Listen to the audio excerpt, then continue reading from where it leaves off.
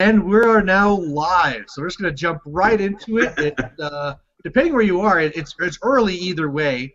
But this is Mr. Malorian. We're going to do a Malorian live, and we're here with Advanced Maneuvers. So if you haven't checked them out, they're a new channel, but man, they've got a lot of subscribers really quick, and we're going to be talking about why and what they do right away here.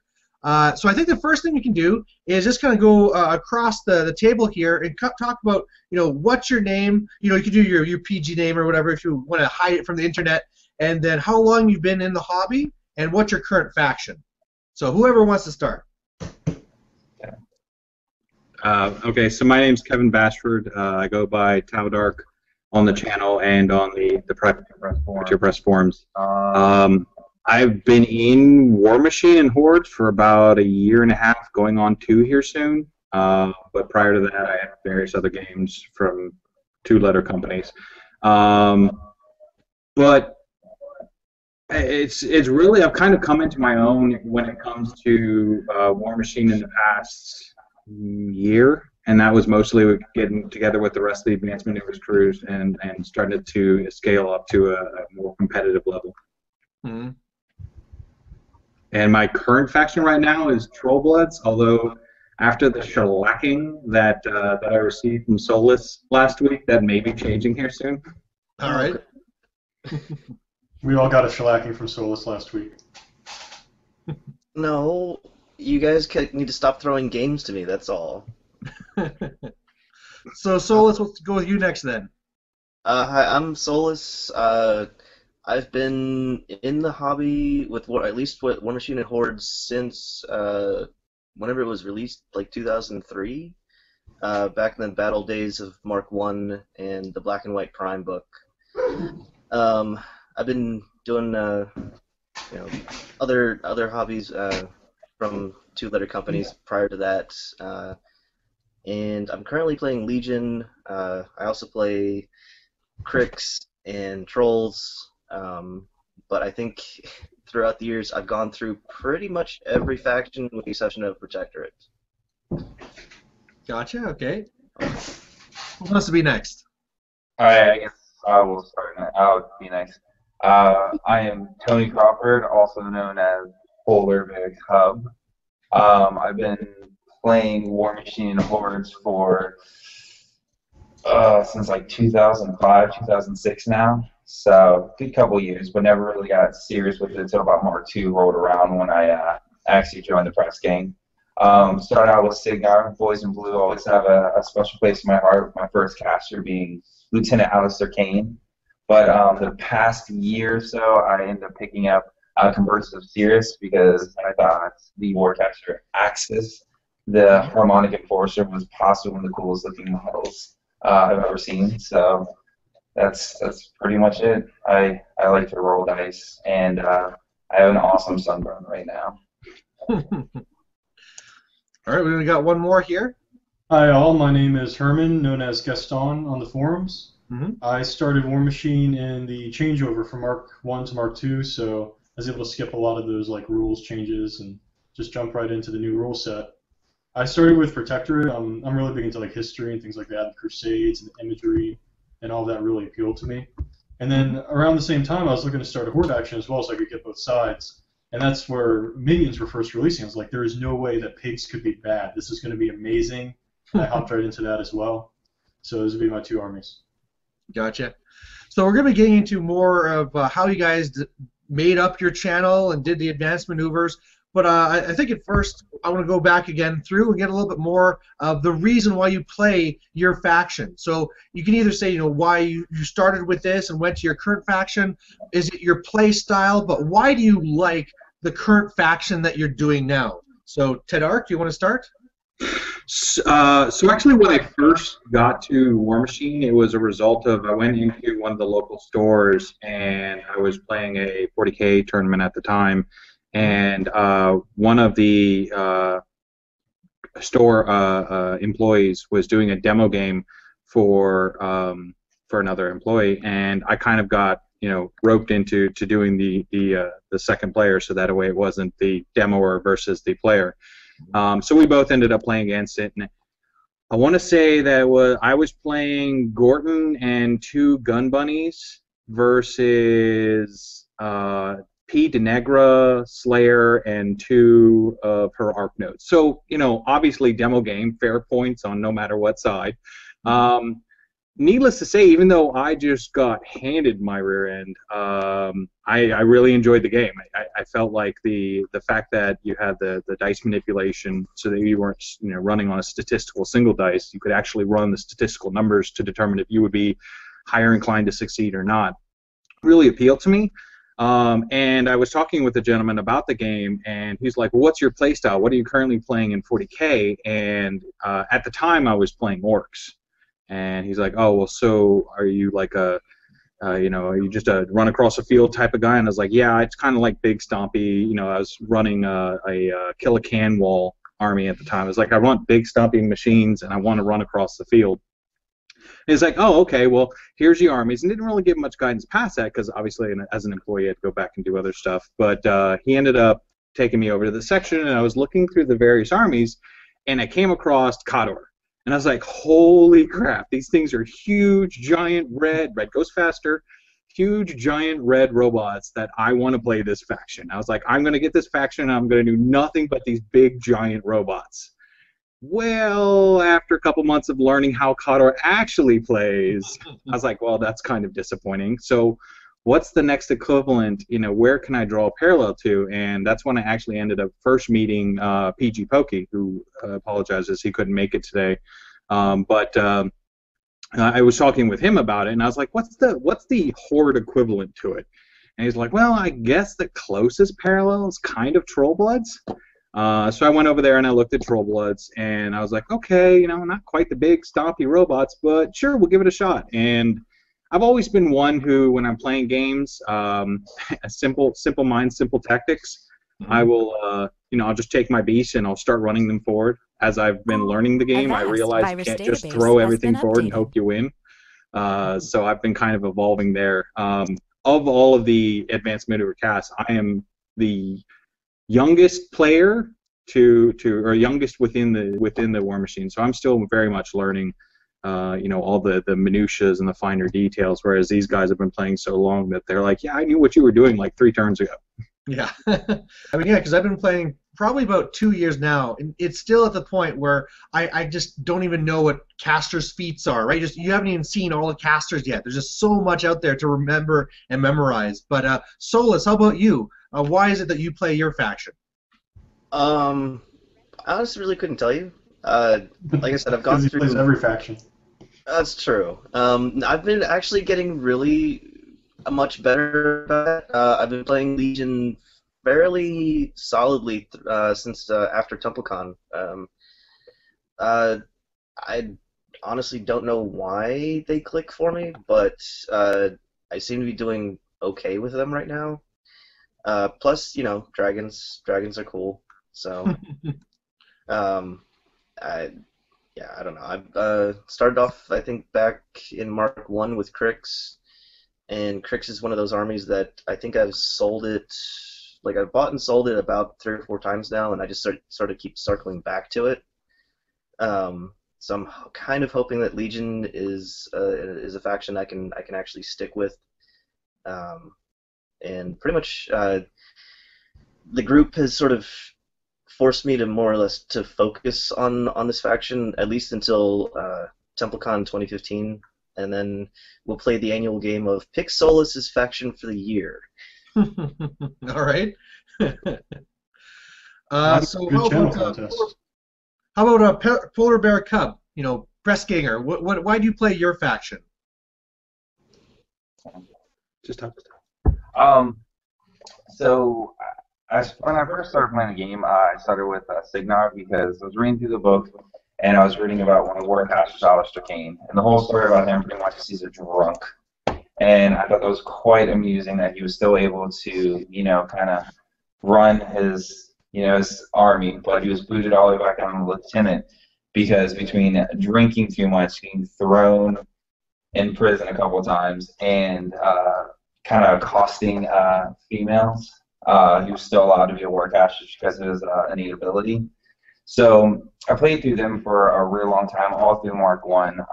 But it was really once we started seeing things about the new convergence of Cirrus, I really liked kind of some of the stuff that they were doing with it, just the innate ability to take your focus and induct it to other warjacks, and just how everything was a huge like series of cogworks, and just all the foresight and really thought you had to put into your turn. I thought it was really interesting. I figured it'd be a unique challenge that I haven't been able to do before, because before playing Warmachine, I actually never played any type of miniature games before. I'd only done RPG games. So I thought it was something that I've never done before, because I've always just done Signar, so I figured it'd be kind of fun to try Convergence for a while.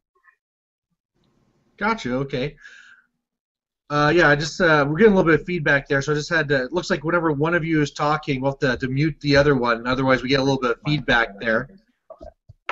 But we're down now to Gaston, which I'm assuming it's a new name, or I don't know if you pulled that from before the new model came out. But why do you play your faction?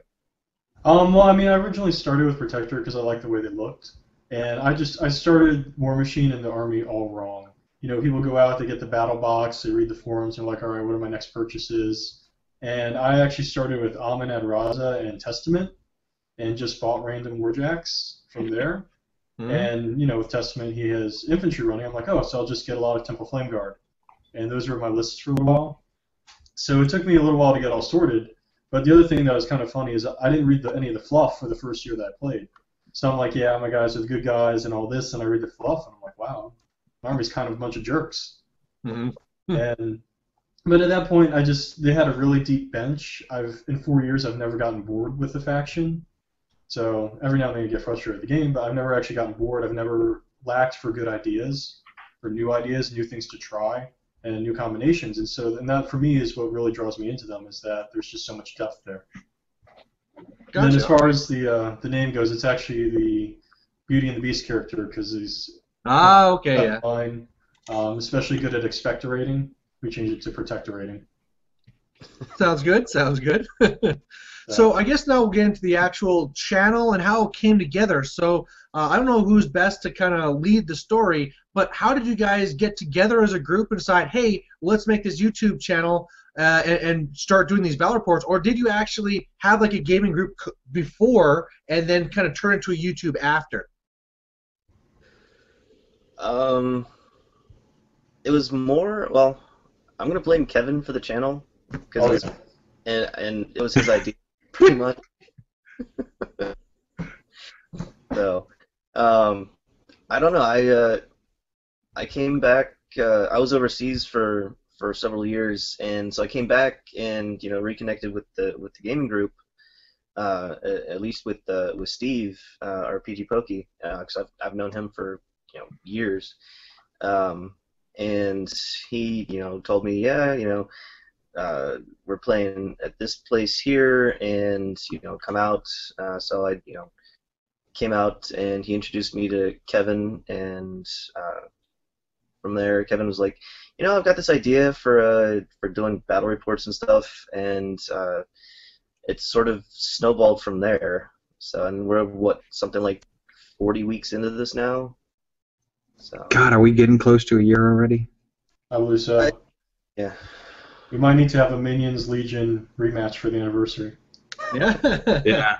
So the very first video that we actually ever did, we were at the time, it was between myself and Gaston. We were in a place called Brittany's, which was a family restaurant and bar, and basically what they ended up doing was the back end of the bar was a pool hall-esque area, and they blocked it off and allowed us to put up the table covers that they would use for the pool tables. We would actually use, because they were 8x4s, so we would actually just use them for our tables, and that was for the entire club, for the Iron Fist League that we were at in Woodbridge. And it was an amazing experience, because you got to play, you got to eat, you got to drink, you got to listen to music or watch the sports games on the TV, and we had a lot of fun there. But it was the very first time I played Gaston, and Gaston has a running thread for, I believe you were playing, what's the guy who smokes? That's High Reclaimer, right? Yeah. Yeah, so he was playing iReclaimer, and he was taking these photos of the game for his PP forum thread that he runs for that. And he had sent me a text. He's like, "Hey, just FYI, I put these pictures up of our game. I hope you don't mind." And I saw them, and I was like, "Well, is there a way for us to take these pictures and take them a next further?" I like doing a lot of animations and stuff like that. It's kind of one of my little side hobbies that I like doing. And so I took the pictures, and our very, very first battle report, which I think is still up there, was just a literal slide show of what was going on, and I had put to narration what Gaston had put into his thread. And Gaston turned around and threw it up onto his thread as a, "Hey, here's an actual video."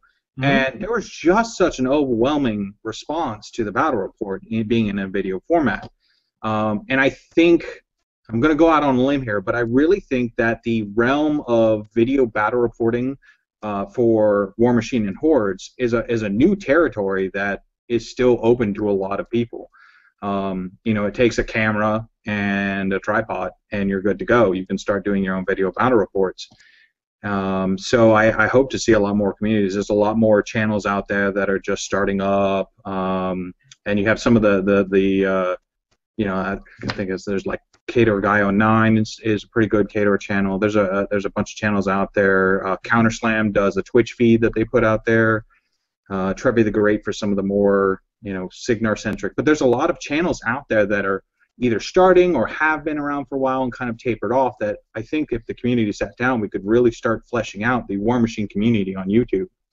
But we've gotten such an overwhelming response from that one single video that we had done, which was just pictures and trying to put to words what Gaston had put into the thread, that I was like, let's take it a next step further and do video.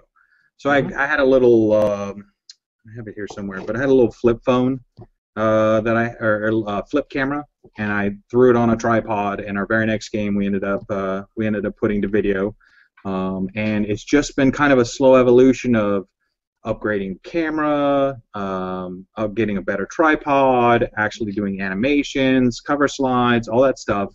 That kind of we're slowly evolving the channel. We're starting to do stuff like putting out the scenario points on the screen, putting out caster damage on the screen, just trying to make it a more involved experience. When you go to tournaments, you end up seeing a lot of what they refer to as watch machine, which is just people enjoy watching games. They will enjoy watching close games. They like throwing themselves behind one of the armies saying, "Okay, how would I deal with this when I'm playing my army?" YouTube facilitates that for those who may not have a large meta. They can watch battle reports, and they can throw themselves behind the army on the screen and say, "How would I deal with this?" So I think Watch the Thing has a lot of potential to it, and I think YouTube really facilitates that, because there's two current mediums right now, which is Twitch and YouTube. And at some point we do plan on trying to get into Twitch and doing a little bit more live stuff. But YouTube allows us to facilitate that the battle reports can happen, but it allows people to watch them at their own leisure. They're not stuck to watching it when the Twitch stream goes live. They can actually watch it at their own leisure whenever they want from, iPhones, iPads, or their computers. Yeah. So that's one of the reasons why we kind of chose YouTube as our mainstay for showing these things out. And then the only other thing that we really did, which I think kind of was a big success for us, is that we put ourselves on a schedule. Much like TV shows or podcasts or something like that, your subscribers have an easier time following you and standing behind you when you know that, for advanced maneuvers, every Friday we put out a video. Sometimes it's in the beginning of the Friday, sometimes it's at the end. It really just depends on how rushed I am at getting the finishing edits. Because I'm a nitpicker. I'll have something finished by like Thursday, and then I'll turn around and spend another 8 hours on Friday going, let's tweak this video just a little bit, increase the lighting just a little bit. But we always get it out on Friday. I think only once in the entire time we've ever had to publish on a Saturday. Gotcha. But I think that kind of helps the channel. It allows people to know every week there's something coming out, as opposed to maybe next month there might be something. Yeah. Is that pretty much the whole thing? Like, what's pretty much next that you're kind of looking for? Then I guess Twitch TV is the next thing you're looking at then? Twitch is an option that's out there. But actually, you know what, Herman, you answer this. I'm going to stop hogging the camera. So Twitch is a thing that's out there, I've heard. Also, we'll be going to Gen Con in, God, like 10 days now? Something insane. Mm-hmm. And so we're working on arranging to do interviews with a lot of the Privateer Press staff, and hopefully maybe get a game against one of them and actually publish a battle report with Privateer Press's actual staff versus one of us. Or maybe, just meet new players out there and get some nationwide battle reports that are outside our meta going, and kind of expand things that way. All right.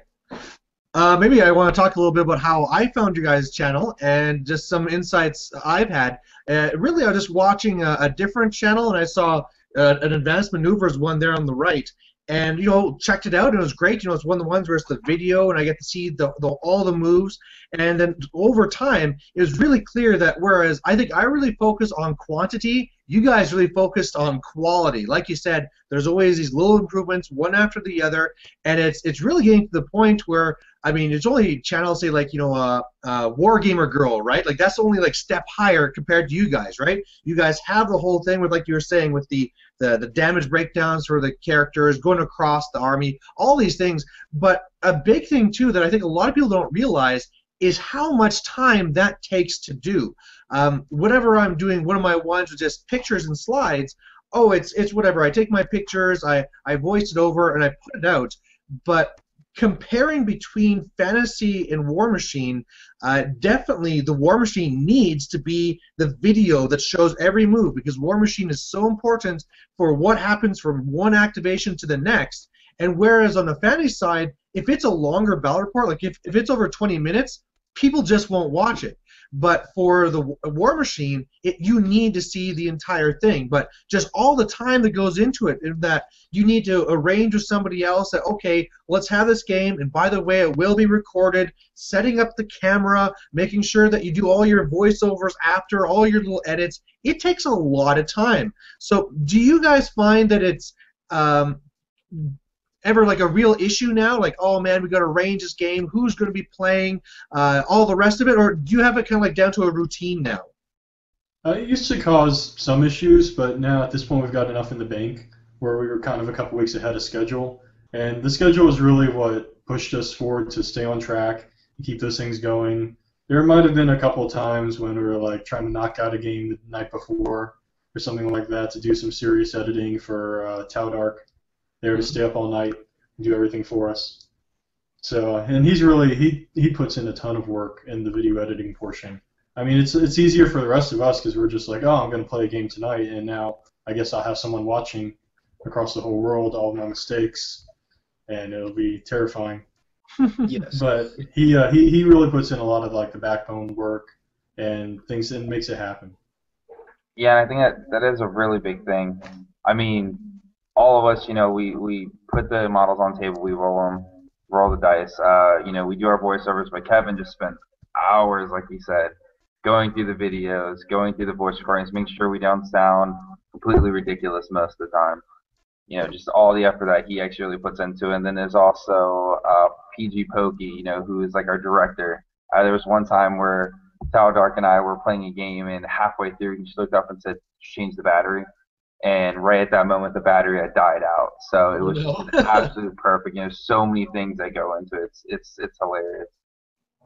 Yeah, I mean, to give a pretty fun example, we were playing the Epic Resnick versus E Sorsha game, and when we were doing our voiceovers, I could not for the life of me remember the name of whatever warjack he had.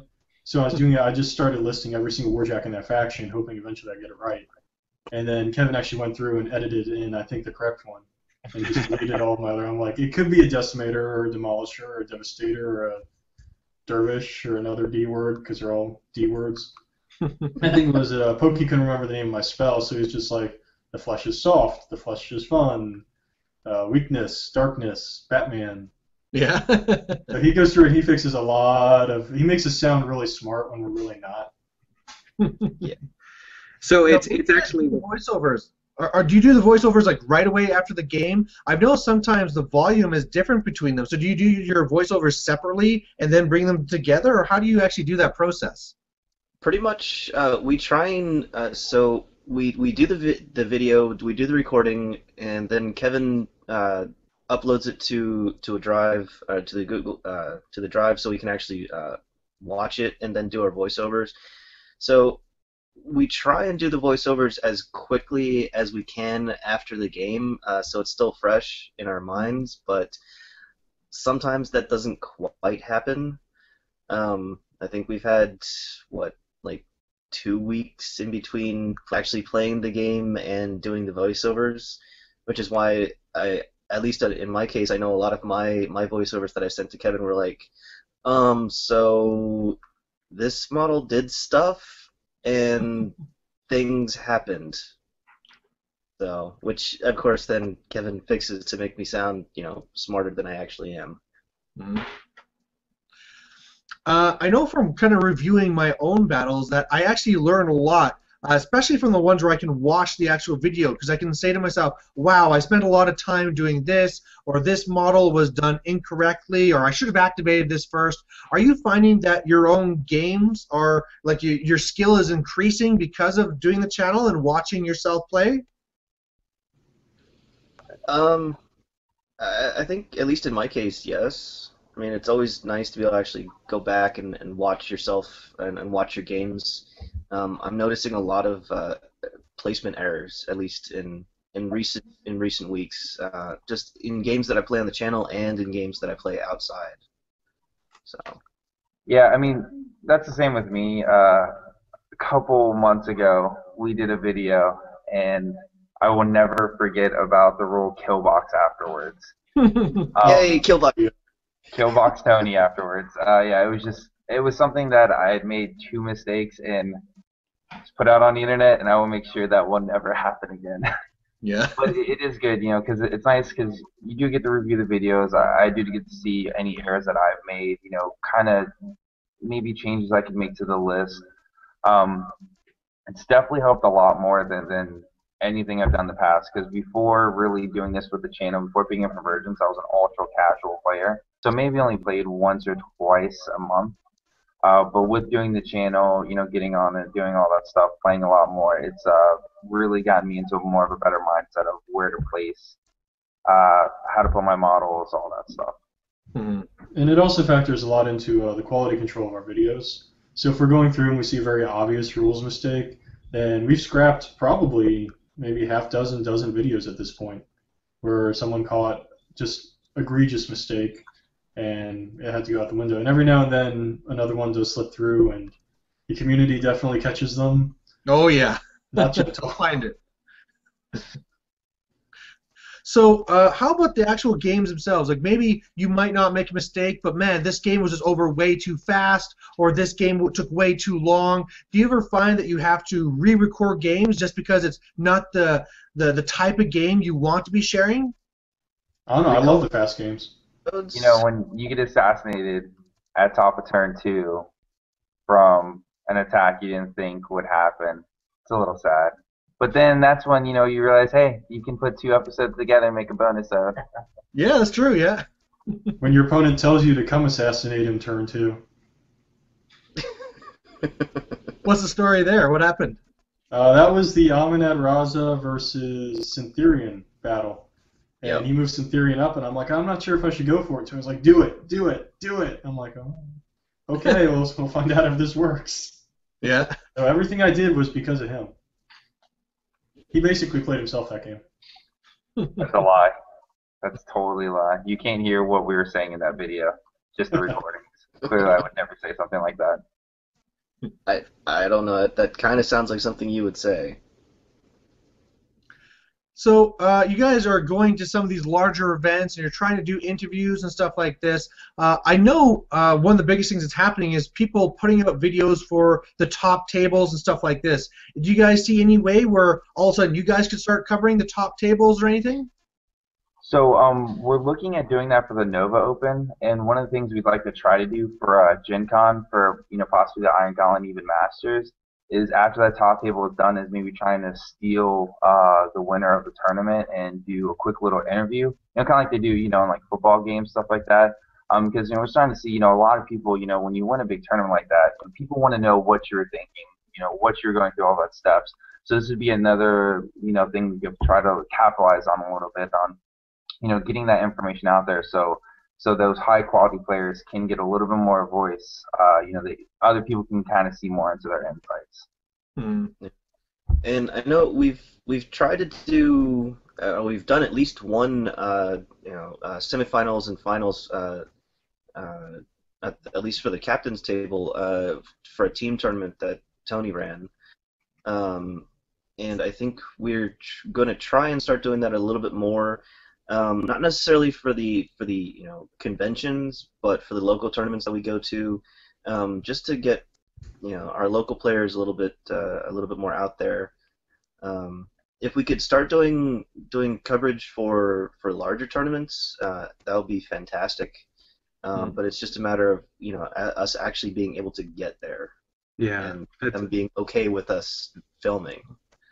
It's one of the things that obviously we've talked about, and we'll all be excited about doing it, being able to travel to some of the bigger cons and being able to cover the tables. But you run into the situation where obviously Privateer Press is going to be covering any of their Iron Gauntlet tables, so they're never going to hand that out, and that's fine. But I feel, and I'm going to speak for the channel here for a little bit, so if anybody wants to correct me, feel free to.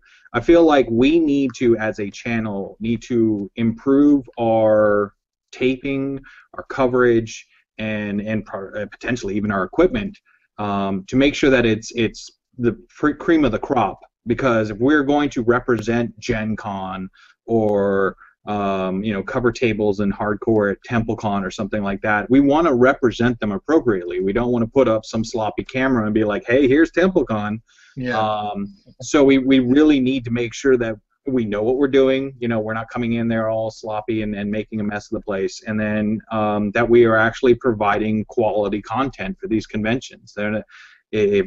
So we're kind of using a lot of the local tournaments in the area to give us that practice, that exposure. The one that we did at Titan taught us the bigger lesson of audio is clearly something that we can't rely on the camera for the audio, so we needed to purchase out, and that's Gaston has been slotted towards that role of he's the audio guy now, and that's kind of one of the things that makes this channel work, is that because we have the 6 of us, we're kind of shunting off responsibilities so that one person isn't overburdened. I do the video editing, PG Pokey does the directing and all that stuff, and it's going to require all 6 of us to become very proficient at whatever slot role we are at to make sure that we are representing these cons appropriately. Tony's our interview guy, so he's going to be doing all of our interviews, and he's going to have to be on the top of his game for that, so that's going to require practice. If Gaston's going to be doing the sound, then he needs to make sure that when we go to a convention, he gets the sound cream, and that we're not coming out with some gobbledygook coming over the channel. And then, with PG Pokey, he's going to have to be a master of the cameras to make sure that we're representing the con appropriately. It's just that we don't feel we are of the quality necessary to provide good coverage to cons. We have aspirations to, but it's going to take time. We don't want to rush it. Yeah, and I think that's another thing too, that people who don't run channels or anything like this probably don't realize the money that goes into this as well, right? Because sure, the tripod isn't much, but then when you start getting into the various cameras and the different sound equipment, it really adds up. So, do you guys pretty much make that back from the monetization of the videos, or do you just go each chip in something, or what's really the plan there? It's a labor of love. We don't monetize our channel in any way, shape, or form, and that's one of the things, is that I know there's a couple other the channels out there that are starting to move towards YouTube's paid channel program, where you actually have to pay a subscription to watch their videos. And I think that we are going to stay an unpaid channel because we want to make sure that our content's available to everybody. We don't isolate anybody. And then also because we do lean on some of Privateer Press's images, and the requirement for those is that you can't be for profit. So we definitely don't ever want to be for profit. And when you start getting into the realm of you take in money and then you distribute out the money for equipment, that's not profit, but you have to have excellent track records and all that stuff. This is a this is something for fun for us. I mean, we do actually enjoy what we're doing. I mean, we're not doing it because we feel we have to. And when you start evolving to a business, then it starts becoming an issue where, are you really doing this because you're still having fun? Because if you're not having fun, are you still putting out a good content quality? Exactly, yeah. And especially when you guys are pushing for the quality you guys do. I mean, you have to love what you're doing to keep on putting out that quality all the time. So I think at this point here, I want to kind of go next to more of the fun stuff of the group. What's the biggest rivalry within Advanced Maneuvers? This is like, man, it's this player is always trying to beat this player, or this caster versus this caster. What's the inside deep rivalry that viewers don't know about? Sheridan picks on everybody. Yeah. What? I think it's like that. I think I cover it really well, but I have no idea what I'm doing on the tabletop, and the rest of the group just sort of, feeds me games every so often to make me feel, No, I'm not it's a failure. between Solus and between Gaston, they beat everybody else up, and we all just fighting for 4th and 5th place. Whoa. Because one of them takes 1st and 2nd sometimes. It's just mean. What? I think No. what we illustrated here is that Polar Bear Cub is a huge liar. Yes. That I will agree with that one. So Malorian, if you haven't noticed, we've been together doing this for a while, and it's anytime you ask the question of which one of us is the bad guy, which one of us has the OP army, which one of us is lists are always broken, you'll immediately get every single one of us pointing at somebody else. Okay. So it's really not one person versus one person. It's just everybody's trying to get everybody all the time. Correct. Yeah. Although, since he's not here, I think we all can come to the conclusion that Iron Lich W, who plays Crix, is really the broken guy, and he's the meanie of the group. Yeah, if he can't defend himself, then sounds legit to me. But it's like, if you're like, who's the best, everyone gets in a race to say that they're the worst. Yeah. It's like an anti-bragging contest. Oh, looked like we lost Solus for a while, but he's back here again. How about this next one here, what was the most craziest win that you pulled off? Where you're playing a game, it's like, wow, there's no way I can win this. Oh, wait, what if I do this? And you pulled off this insane win that you didn't think would happen. I thought, why don't we go across and see what people have for that? So, Tadark, what do you got? I don't know if it's necessarily the craziest win, like a last-minute ditch effort type win, but the one that always sticks out in my mind, and Solus hates me for it, is it's one of the channels that's on the video where I played P. Madrak versus Assyria, and I just saw a wave of this new caster and all these weapons masters, and I was like, oh my god, what the hell am I going to do? And I popped feet with P. Madrak, and just from positioning and all that stuff, I just watched as my warders went across the table and killed every single elf out there trying to steal their Keebler cookies. Yeah. I think he ended up killing something like 30 plus infantry models plus at least one jack that turn. It was horrifying. It was a good feat turn. Yeah. It is what P. Madrak does, so although I will say that I was not planning on that matchup. I think the original matchup we discussed was E. Gristle versus Assyria. So of course I built an Assyria list that was tier 4. It was a ton of dudes, and it did not go well at all. Metagame. There's a rule for you guys. If you want to win a game, tell your opponent you're playing one list and then play the other. Yeah.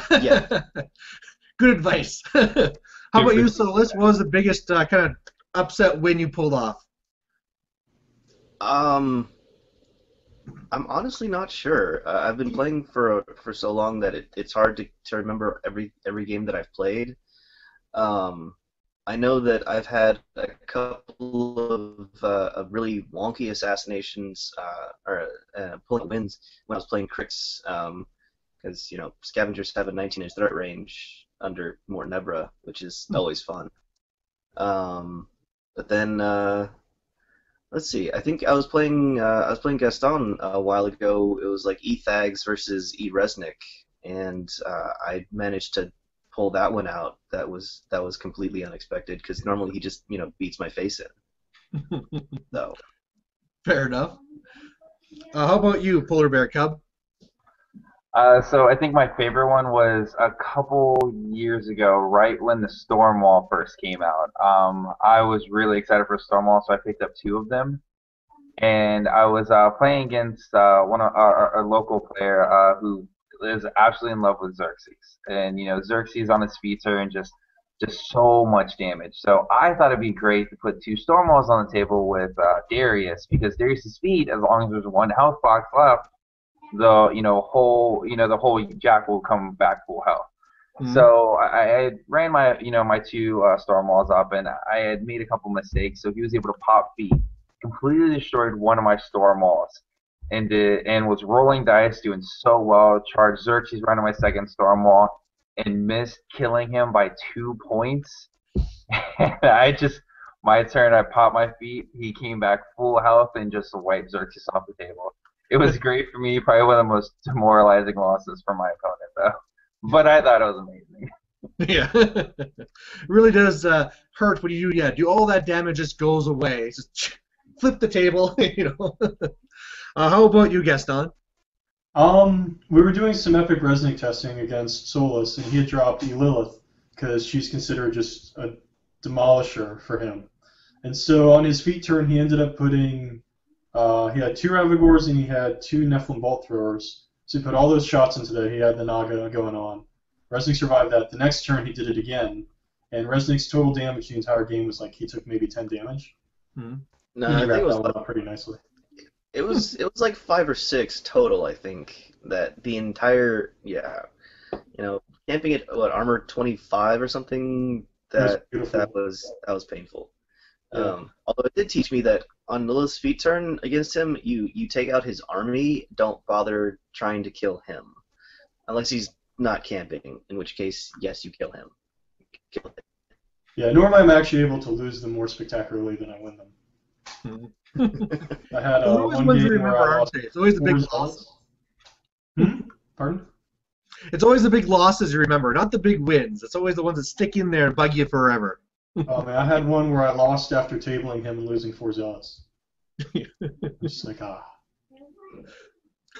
So we do have one question so far that we can throw in here. It's from Nick Fensky, and what he was saying is is convergence a viable faction? I know there's a lot of people looking like, okay, they're a new faction, they're supposed to be a limited faction. Are they actually viable? And I know what my thoughts are, but what are your thoughts on the idea with the new faction here? I think it's a very viable faction. When Privacy Press was making Convergence of Sirius, I think they did an amazing job just really balancing the faction and just making it so it's a higher skill cap, I feel. I've had a couple people who have picked up the Warmachine for assignment, tried to play it, and haven't had a fun time with Convergence because I do think you do have to really plan out everything you were doing. I mean, if your jacks aren't within 6 inches of each other, you're not going to get their induction ability.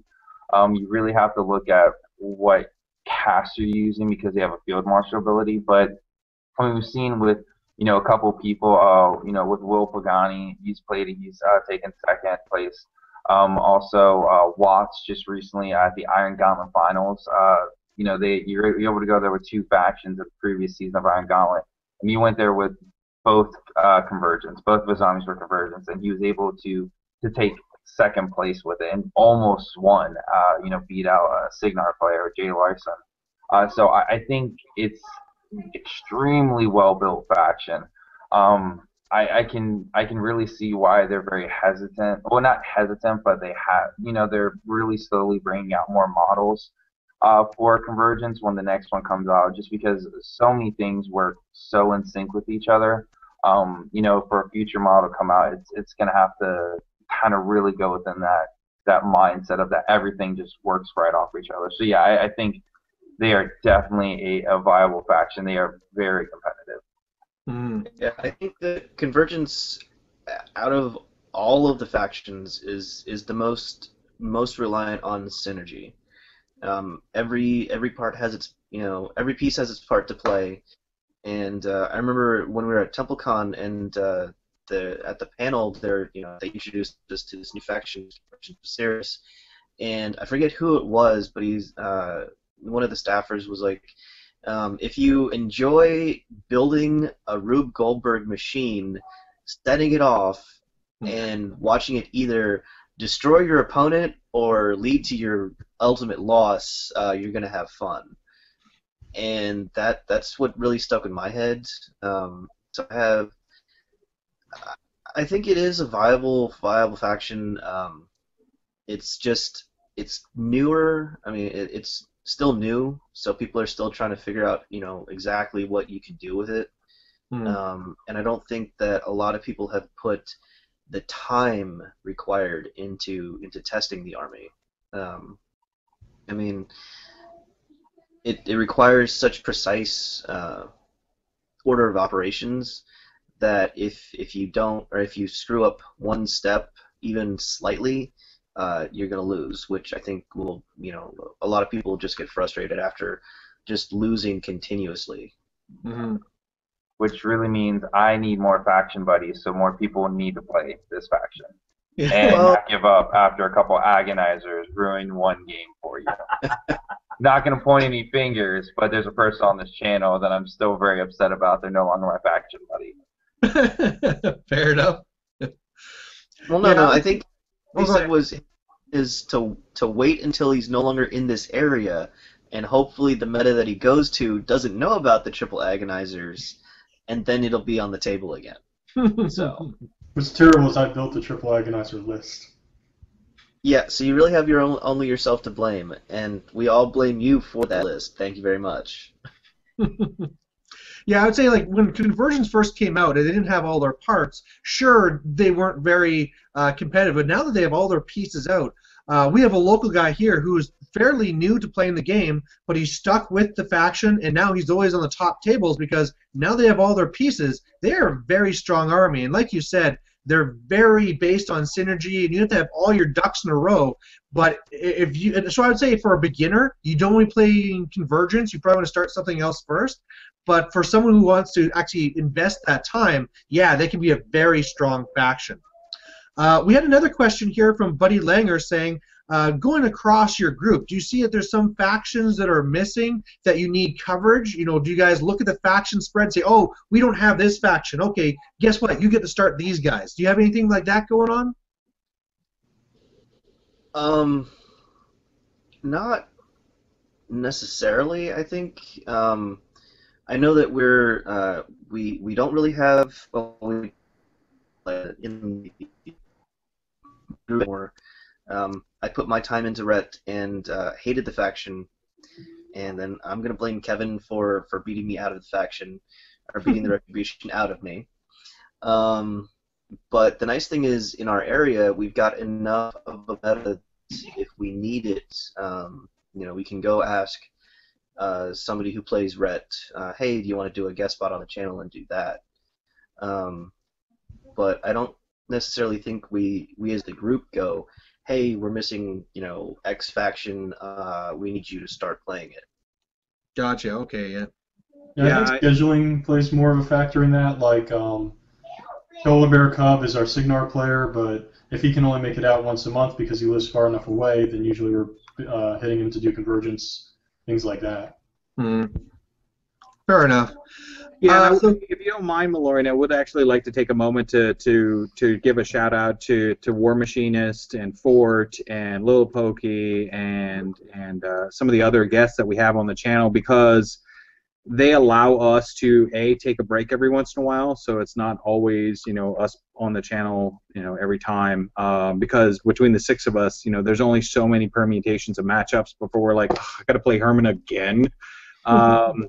But so our guests really give us the opportunity to, and surprisingly enough, and that's one of the things that we kind of want to do with this channel in the coming years, is that there are a lot of really good players in the DC metro area that I feel like the world may not necessarily know about. Like, they're really good players, but because they can't travel or because they don't have their own podcast or YouTube channel or something like that, they don't get any exposure.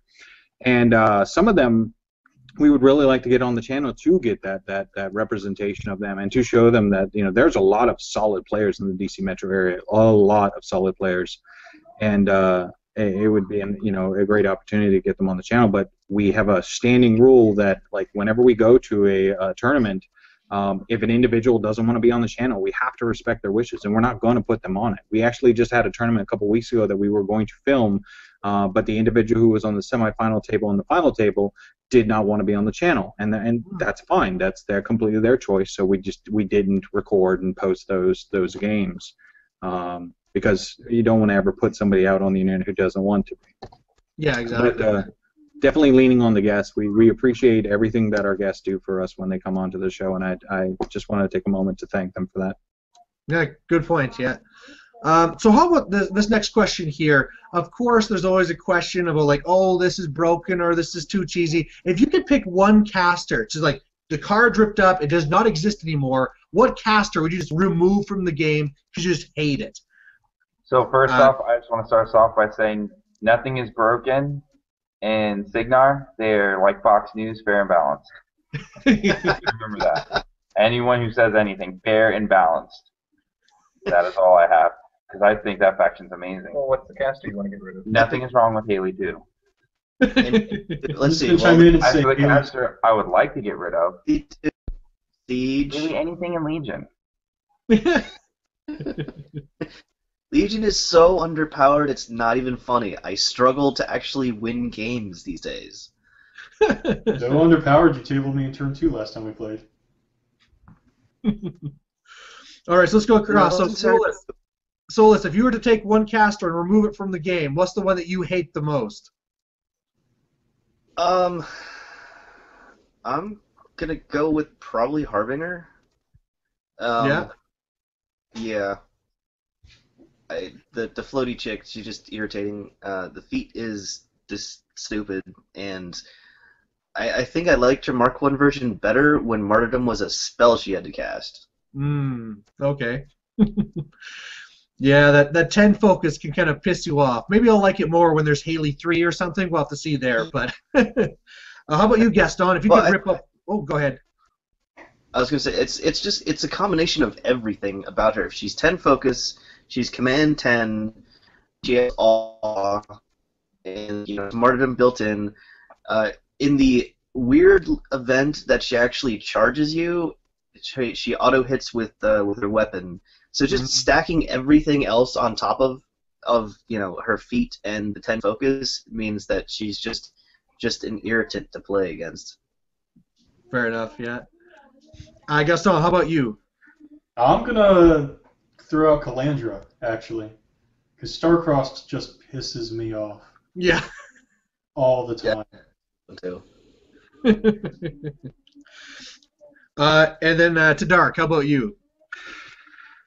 As a troll player, I really want to lean on some of the casters in Crix, especially Lich 2, obviously. But I think that's kind of a cop-out because I think a majority of people would love to just get rid of Lich 2. So I'm actually going to go for a completely different reason, and I am going to pick Father LeConte. Because, screw you, armor stacking is my job, not yours. Yeah. I think you just broke Tony's heart. That's so mean. He's just an old man in a robot suit. And finally, Polar Bear Cub, you said that everything in Signar is fine, but what other caster would you destroy? So it would have to be definitely something in Menoth. Hey, what? What, Testament and Menoth, is that the Prime version? Because of all of those clouds. Clouds are possibly one of the most frustrating things, especially when you put it in front of your army. So you move everything up, and then you put out all these clouds, and no one can shoot you. It is so frustrating to have to deal with that, especially when I'm playing Signar. I have a very heavy ranged army, and it's just, I don't get to have fun unless I'm playing Siege. Yeah. I like to point out the Hyroclaimer is just like an innocent old man wandering around the battlefield in a bathrobe. Oh, is that it? Oh, okay. Yeah, no. So we're getting to the end of the show here. So I guess the biggest thing I want to say is for the viewers here that really are looking for another Warmachine channel to look at, you should really check out Advanced Maneuvers. They have a new video every single Friday. It's very high quality. I mean, things are always painted. It's well done for the sound and the video, and they have all the overlays there. So here, maybe something you guys can give out to the viewers here. What's the sneak preview? What's the next battle report you're going to be having?